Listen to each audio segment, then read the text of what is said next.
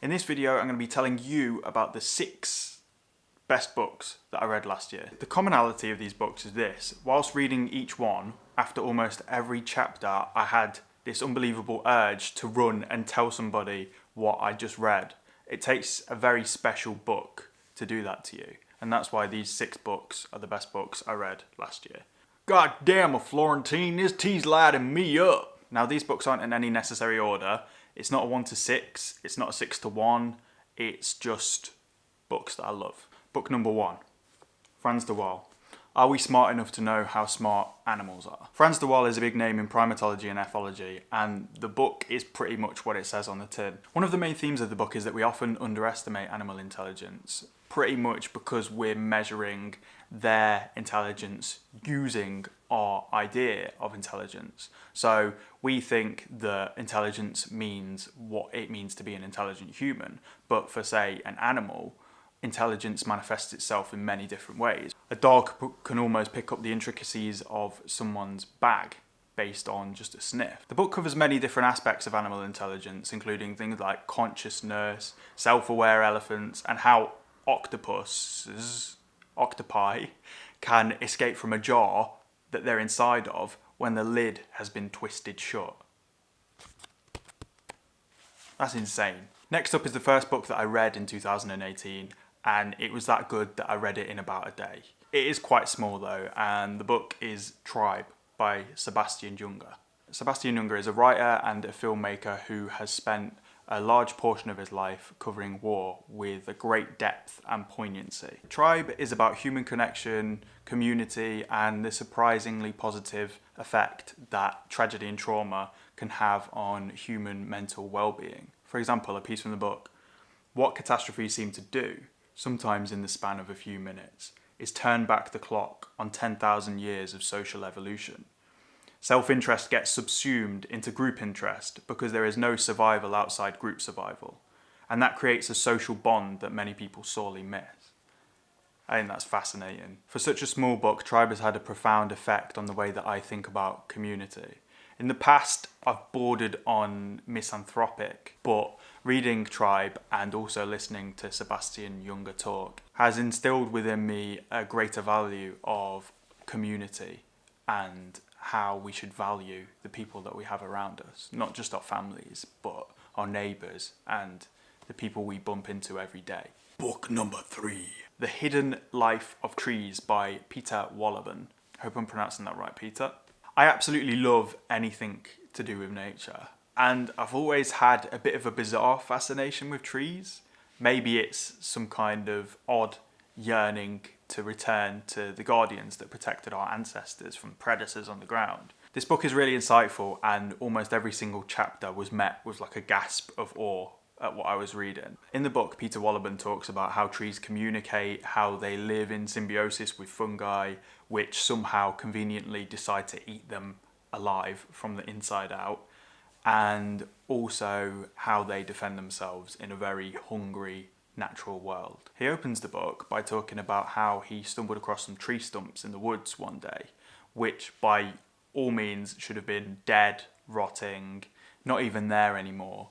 Upon further exploration, he realised that the trees surrounding these tree stumps had been feeding them to keep them alive. This raises so many questions about what we know about plant intelligence. Book number 4 is Who Really Feeds the World by Vandana Shiva. This book was given to me, I think, last Christmas or for my birthday by my sister, and it's fantastic. So thanks, Katie. The book is about the growth of a relatively new movement known as agroecology, which is centered around the motivation to create and adopt farming practices that are both better for us in terms of our health and also the health of our planet. I don't think people are anywhere near aware enough about some of the deep-rooted issues that are currently being concealed somehow within our global farming industry. You know, we're looking at a real mess, and we might not have seen all of those effects yet, but going forward they're going to start to emerge and cause us big problems. Who Really Feeds the World discusses these issues in depth, including the dramatic effect that pesticides are having, the way smaller farmers are treated by big companies, and more. This book was really an eye-opener for me. This is not a topic that I'd been too sort of aware of or well versed in. Actually, funny fact, because some of the terminology in this book was slightly complicated to me, what happens with me is when I read a book that I'm finding difficult to read, maybe because of terminology or simply because contextually I don't have a strong enough base from which to read from, I actually read out loud to myself, like I'm reading myself a bedtime story, just because it helps me interpret things a little bit better. One small crazy bit from the book. In 1996, Britain imported 49 million kilograms of butter, but it exported 47 million. Why didn't it just consume its own 47 million kilos and import the shortfall of 2 million, thus saving all of the transportation costs? Because not importing and exporting on a grand scale produces no profits for the transnational and their transport leads.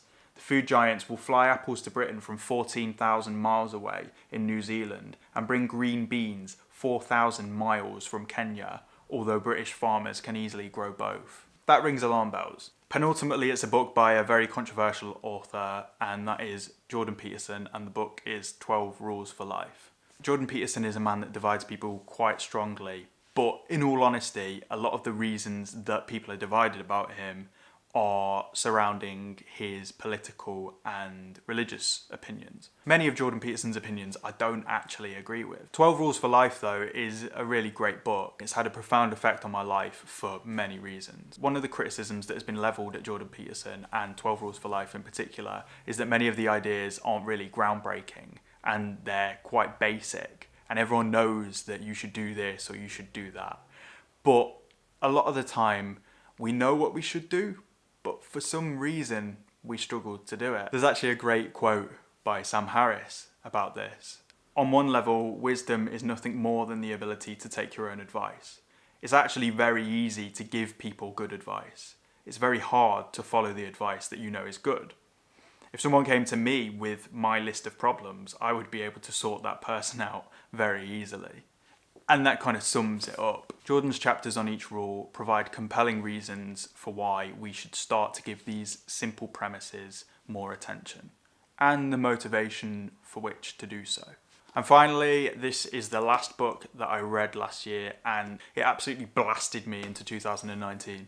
On the 1st of January, I got up at 6 o'clock in the morning and I worked out like an absolute madman. Because once Goggins is in your life, you gotta step your game up. This book is Cant Hurt Me, and it's by David Goggins, who I absolutely love. I'd been waiting for this book to come out for quite a while, and as soon as it did, I read it in like no time at all. David Goggins is an ex-Navy SEAL, ultra-marathon running, pull-up world record breaking monster who emerged from a terrible childhood to become possibly the baddest, toughest human being on the entire planet. Every time I listen to Goggins talk, it's like a shot of adrenaline into my veins, and I feel motivated to push myself harder and harder and harder to become the person that I want to be. That might sound like exaggerated rhetoric, but this man really has had a huge effect on my life. The difference between David Goggins and other people who try to motivate is that David Goggins has proved time and time and time again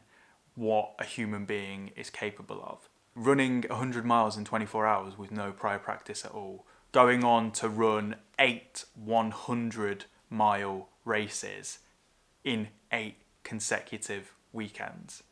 And also going through Navy SEAL Hell Week 3 different times, which possibly no other person has ever done. What's great about Cant Hurt Me is it's a book that doesn't just motivate you, it teaches you how to motivate yourself, which is far more important because the motivation has to come from within. It's the only way that you're going to get through the biggest hurdles in your life, is if deep within you, you have the power to push yourself through that. The book isn't solely about motivation though, and in it David Goggins shares many other profound insights that he's picked up through living the very difficult life that he has. I've recommended David Goggins to my friends over and over now, but still no one has taken me up on the offer. I promise you, if you feel like you're someone who has been living within yourself and not really quite fulfilling your potential, you've got another gear to go into. Listening to this man talk and reading his book will give you the fire to go to that next level. I realised that most of these books were non-fiction, and it's not that I don't read fiction, it's just last year I didn't really read that much. There were a couple of fiction books that I read. I do read more non-fiction than fiction, but we will do a fiction book list at some point. And I also think I might do a video going into depth about some of the ideas in some of these books, because there are way more ideas to discuss than I got to today. I gave you like a really shallow kind of scraping. I probably didn't do the books justice as well, but trust me, I read a lot and all of these books get 5 out of 5 for me. So I wouldn't recommend them if they weren't really good. If you want to have a look at some of the other books that I've read in the past or the books that I'm reading now, I've left a link in the description to my Goodreads profile, so you can check that out, maybe add me as a friend. I really do love Goodreads. I love looking at all of the books that I've read, the covers sort of in one block. It's like a piece of art. It's really nice, and it's nice to keep track of what you're reading as well. I love reading, and I'll definitely do a video at some point about why I love reading, because I do it almost every day without fail. If books didn't exist, then I feel like my life would be 60 to 70% worse.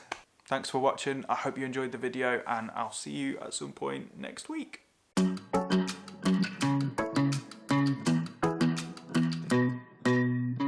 Who's gonna carry the boats and the logs? I'll carry them, David. Who's one more to carry the boats? I'll carry them, David.